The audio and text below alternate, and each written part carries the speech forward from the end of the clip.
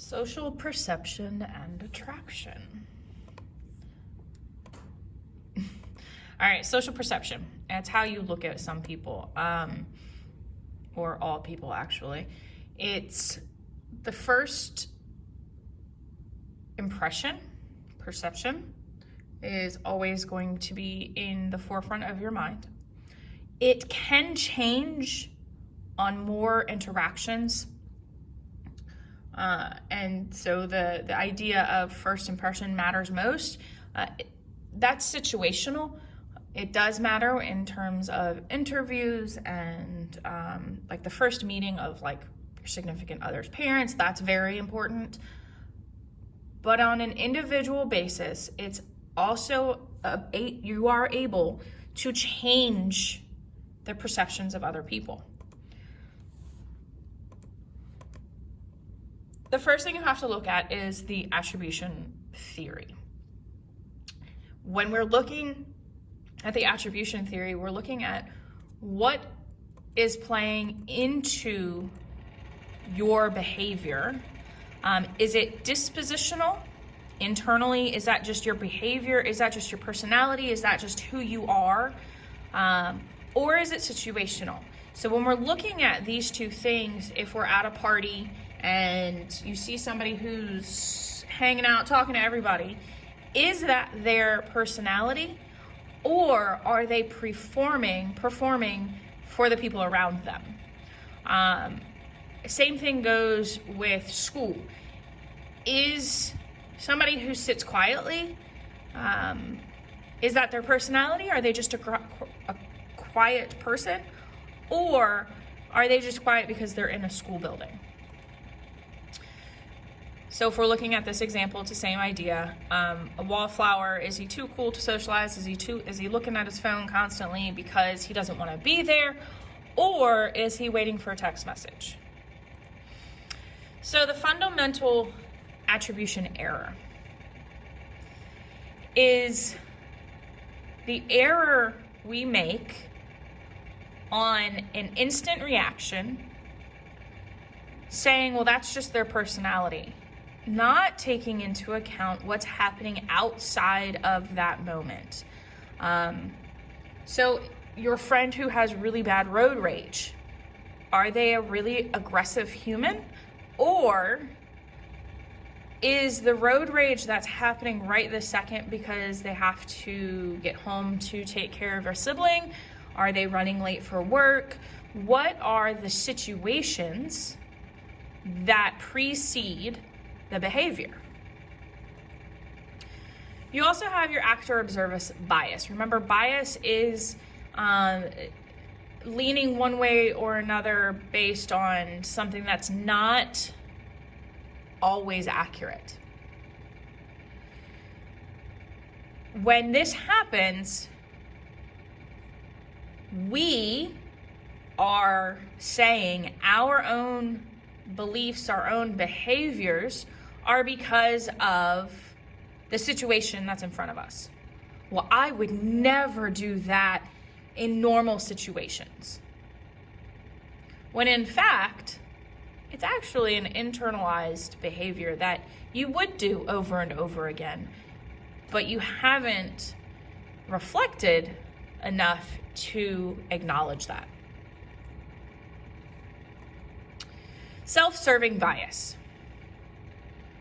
Our success is because we're an amazing human, but our failures are because of the situation around us.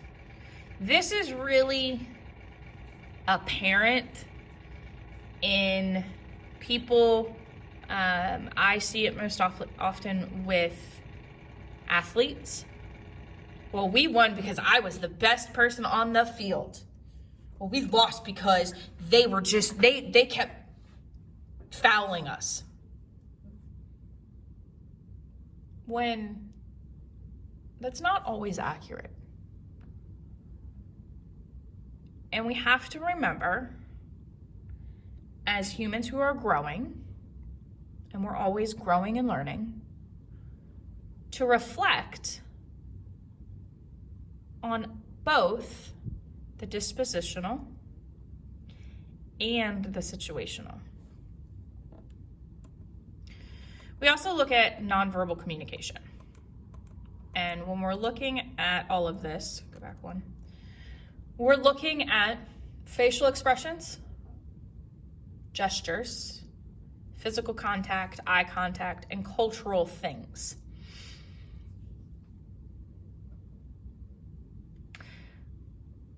If you're saying something that you don't mean, people will notice.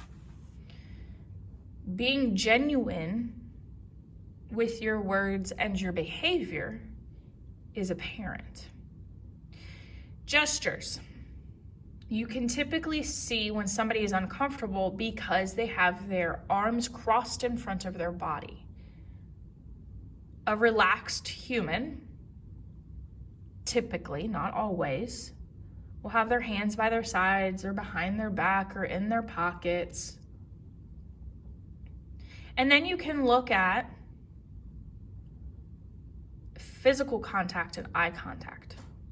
This isn't always, but typically, somebody who is comfortable with you or has an attraction to you will find ways to touch you. That scenario is most often with an attraction, but somebody who's comfortable with you will also have eye contact. Somebody who is self-assured, self-confident, typically will give you eye contact. Cultural consideration is big here though, because depending on your culture, depending on your religion, depending on a lot of different things inside of that little bubble, things change. Now, I grew up in Miami, and growing up, because I had a lot of Hispanic friends and family, we were very quick to give each other kisses on the cheeks when we left. It did not matter genders. Moving north, that was not a thing. Especially in today's society with the pandemic going on, personal space, a personal bubble, people want that respected. But if you go somewhere like a theme park, personal space was not a thing until recently, and to squish as many people into that line as possible. And if you asked somebody to back up, depending on how you said it, could cause issues.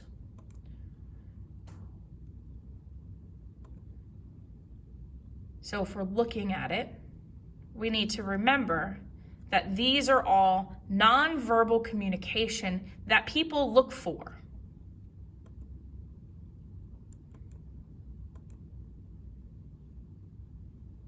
Especially with the personal space, we're looking at distances from a person. These change depending on the situation. Interpersonal attraction. What are you attracted to?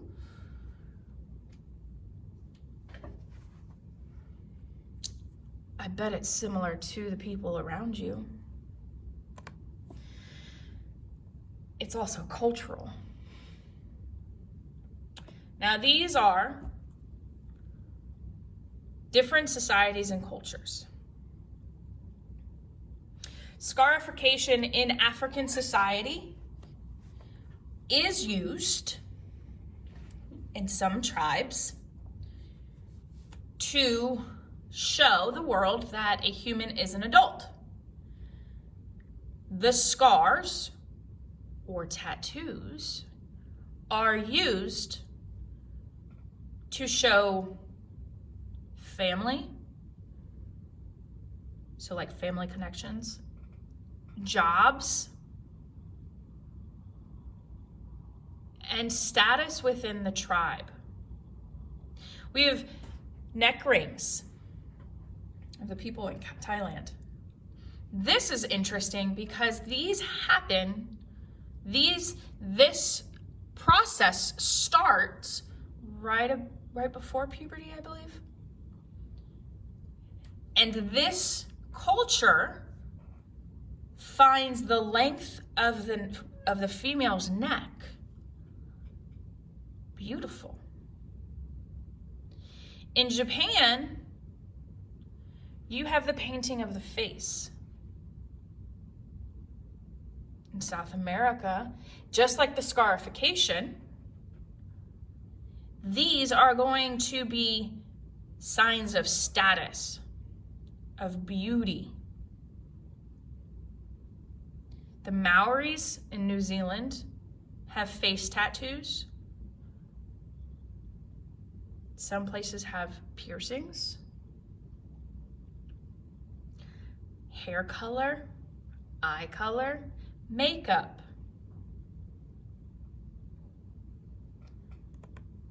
Your attraction is what brings you or draws you to another human. There are universals. Smiling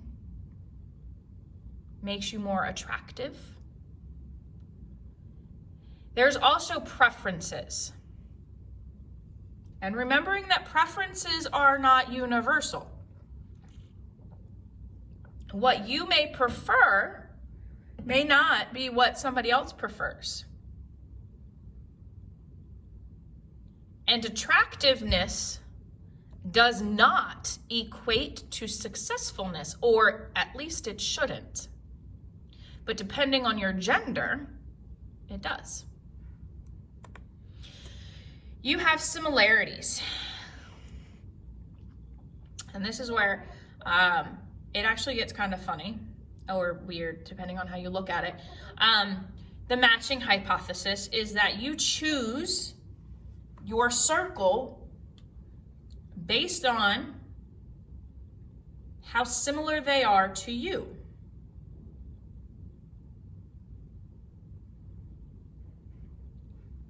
Part of me wants to call this a clique, but the other part of me is we are familiar and comfortable with what we know. Reciprocity is the ability to share your feelings and attitudes with the people in your circle. This goes against the idea of opposites attract, but it goes with the idea that we stick to what we know. Friendships. Friendships are the ability to have affection, respect, and trust. And through time, through life, we are going to reevaluate our friendships and maybe drop people. And that's not a bad thing. Your friends should change with you and grow with you through life. We typically stick to people that we have similar values and attitudes and behaviors because we stick to what we're comfortable with, and we're comfortable with what is familiar. Love is an ever-changing feeling, emotion, brain thing that has many meanings. Family love, romantic love, partner love, friendship love, child love, subject love.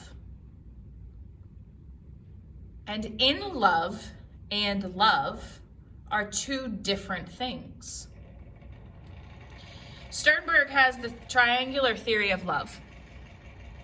And how in love you are depends on intimacy or closeness, passion, and commitment.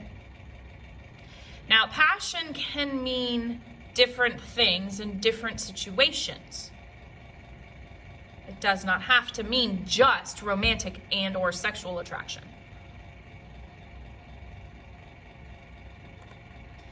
So when we're looking at this, when we want a lifelong partner, we are looking for intimacy, passion, and commitment over time. It's a choice to stay in love over time. Whoa, sorry. If we just have infatuation, we have liking, we're intimate. But if we have liking and infatuation, that's romantic love, yeah, absolutely.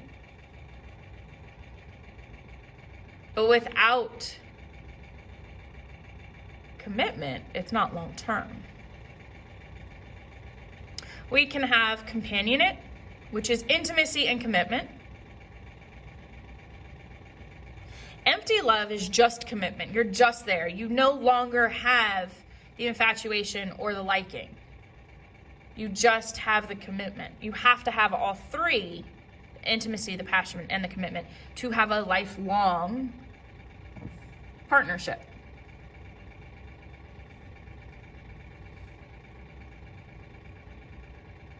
All three create other things.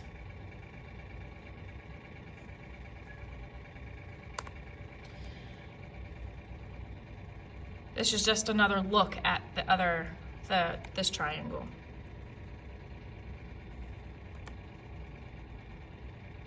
You also have the 8 kinds of love according to Sternberg. Non-love, which is nothing. Liking. All right, I kind of like you. Infatuated, that's the passion. Empty love. Romantic love. Companionate love. That's intimacy and the decision to stay. Fatuous and consummate. Consummate is what a lot of love stories portray without all of the work.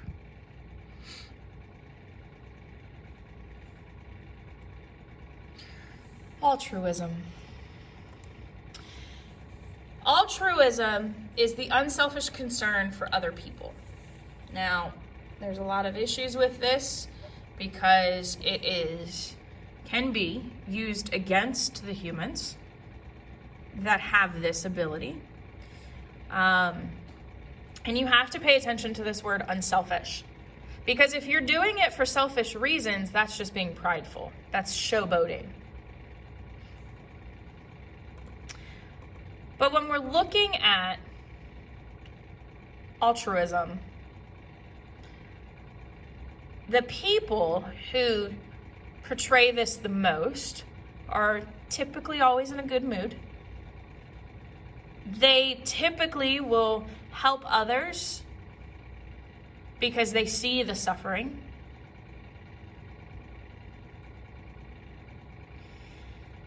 And they will stop everything to help other people. This can get them into trouble every once in a while. But they want to help. They are called to help.